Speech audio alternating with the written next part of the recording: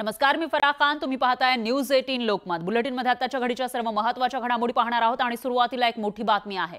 पालघरमधील शिवसेनेचे पदाधिकारी अशोक धोडी अपहरण प्रकरणामध्ये अशोक धोडींची कार गुजरातमधील भिलाड या ठिकाणी सापडली आहे. पालघर पोलीस घटनास्थळी पोहोचले तर अशोक धोडींची कार पाण्यातून बाहेर काढली जाणार आहे. त्याच्यामुळे आता अशोक धोडी यांच्या घातपाताचा जो संशय व्यक्त केला जात होता तो बळावलेला आहे. या कारमध्ये अशोक धोडी आहेत का हे असाही सवाल उपस्थित होतोय. दरम्यान ही एक्सक्लुझिव्ह दृश्य आपण बघू शकतो न्यूज 18 लोकमतच्या माध्यमातून. अशोक धोडी मागील अनेक दिवसांपासून बेपत्ता आहेत. त्यांचा घातपात झाल्याचा संशय व्यक्त केला जात होता आणि अखेर अशोक धोडी यांची कार सापडलेली आहे. ती महाराष्ट्रामध्ये नाही तर गुजरातमधील भिलाड इथं ती कार सापडलेली आहे आणि ती पाण्यामध्ये आहे. ही कार आता पाण्यातून बाहेर काढली जाणार आहे. तिकडची ही दृश्य आपण बघू शकतोय.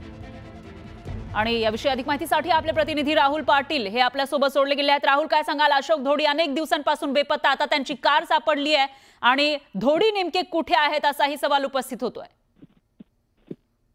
नक्कीच सर, आपण बघितलं शिंदे गटाचे जे पदाधिकारी आहेत अशोक आहेत त्यांचं अपहरण करून त्यांचा घातपात झाल्याचा संशय जो आहे तो बळावला जातोय आणि त्या दृष्टीने पोलिसांनी 4 आरोपींना अटक केलेली आहे तर 5 आरोपी अजूनही फरार आहेत.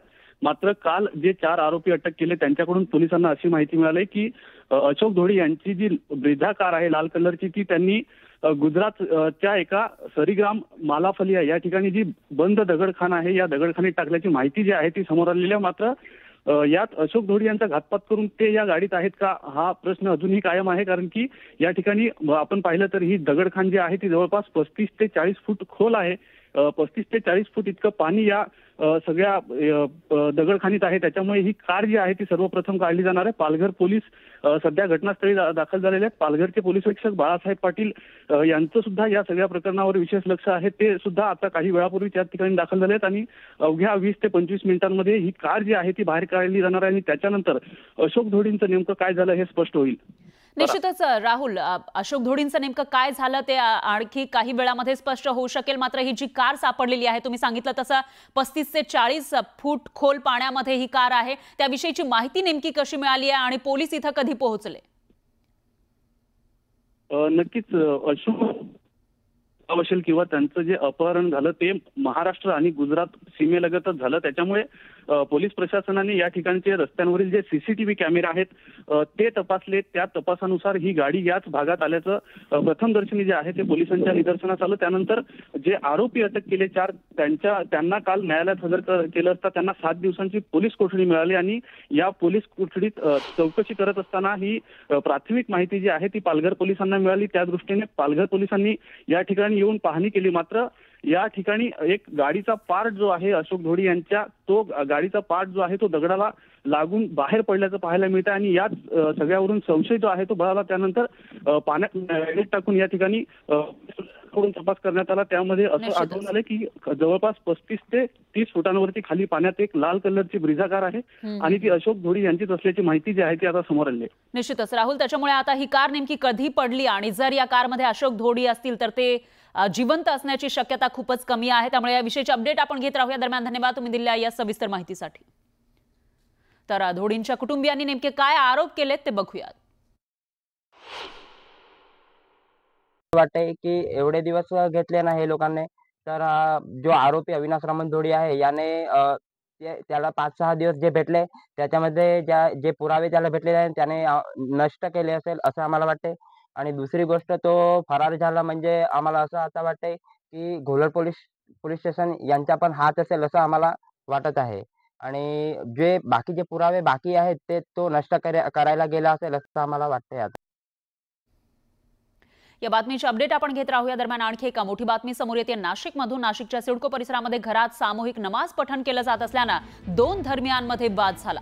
बाहेरील नागरिक नमाज पठणासाठी येत असल्यानं स्थानिक नागरिकांना त्रास होतोय असा आरोप करण्यात आलाय. तर परिसरातील हिंदू लोकांना या नमाज पठणाचा त्रास होत असल्याचा आरोप केला जातोय. घरामध्ये नमाज पठण बंद करावं, घरामध्ये जे होणारं नमाज पठण आहे ते बंद करावं अशी मागणी स्थानिक हिंदूंनी केली आहे. स्थानिक नागरिक आंदोलनालाही बसलेत. नाशिकच्या तोरणा नगर मटन मार्केट भागातील ही घटना आहे. तर वरिष्ठ पोलीस अधिकारी घटनास्थळी पोहोचलेत आणि स्थानिक हिंदू नागरिकांकडून जय श्रीराम, गणपती बाप्पा मोरयाची जोरदार घोषणाबाजी केली जाते.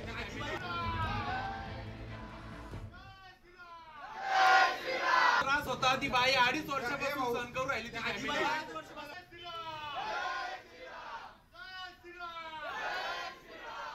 तर ही थेट दृश्य आपण बघू शकतो नाशिक मधली या ठिकाणी एका सोसायटीमध्ये असं आपण म्हणू शकतो त्या ठिकाणी एका घरामध्ये मुस्लिम घरामध्ये नमाज पठणासाठी बाहेरचे लोक येत होते त्यामुळे इतर जे रहिवासी आहेत त्यांना हिंदू रहिवासी यांनी मात्र आपल्याला त्रास होत असल्याचं म्हटलेलं आहे आणि त्यानंतर या सर्वांनी इथं आंदोलन पुकारल्याचं दिसतंय। दरम्यान पोलीस इथं पोहोचलेले आहेत आणि हे जे शेजारी आहेत ते इथं आंदोलन करताना दिसतायत आपल्याला त्रास होत असल्याचं म्हणतात।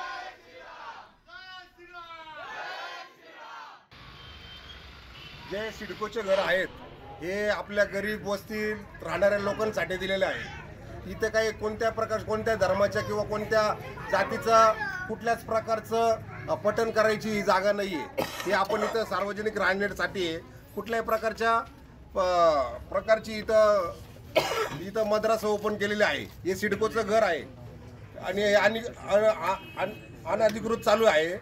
तर याच्यावर प्रशासनाने किंवा पोलिसांनी कडक कारवाई करून त्वरित बंद करावा। ही सर्व मिळून ही एकच नाही, ज्या सिडकोमध्ये भरपूर ठिकाणी या गोष्टी चालू आहे त्याच्यामध्ये बांगलादेशी येतात, घुसखोर होती, कोण काय करतंय यांचं समजत पण नाही। आणि यांनी जर यांचं पठण जरी मस्जिदमध्ये यांनी करावा आणि केल्यानंतर यांचं आधार कार्ड सर्वांना पोलीस स्टेशनमध्ये द्यायला पाहिजे। यांनी हा स्थानिक नागरिक आहे का नाही याचं सगळं पूर्ण त्याचा पाठपुरावा केला पाहिजे, मगच त्याला तिथं मस्जिदमध्ये किंवा मद्रासामध्ये त्यांची परमिशन त्याला अलाउड करायला पाहिजे तिथं।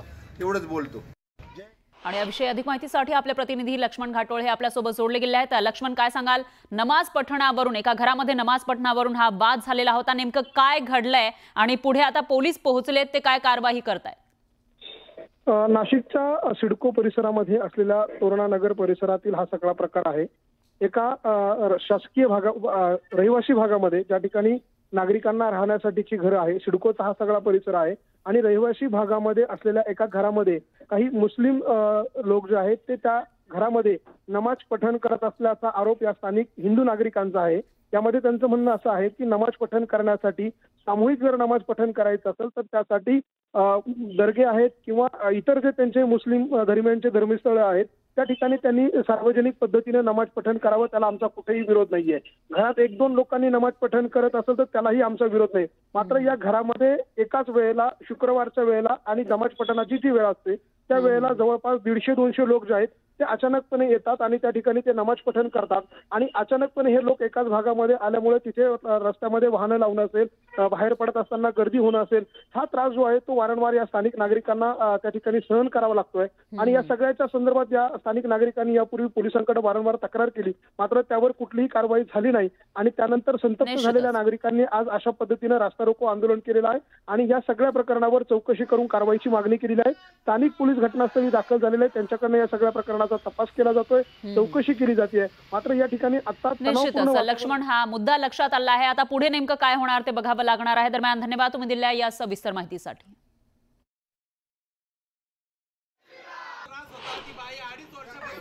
बंद अनुकृत जे आहे ते बंद जर नाही केलं मी स्वतः आत्महत्या करून घेईल।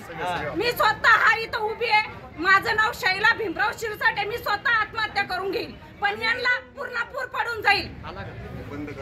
हे बंद झालं पाहिजे, हे बंद झालं पाहिजे। आणखी एक मोठी बातमी आहे। मंत्री नितेश राणेंनी 10वी आणि 12वीच्या परीक्षेदरम्यान विद्यार्थिनींना बुरखा घालून परीक्षा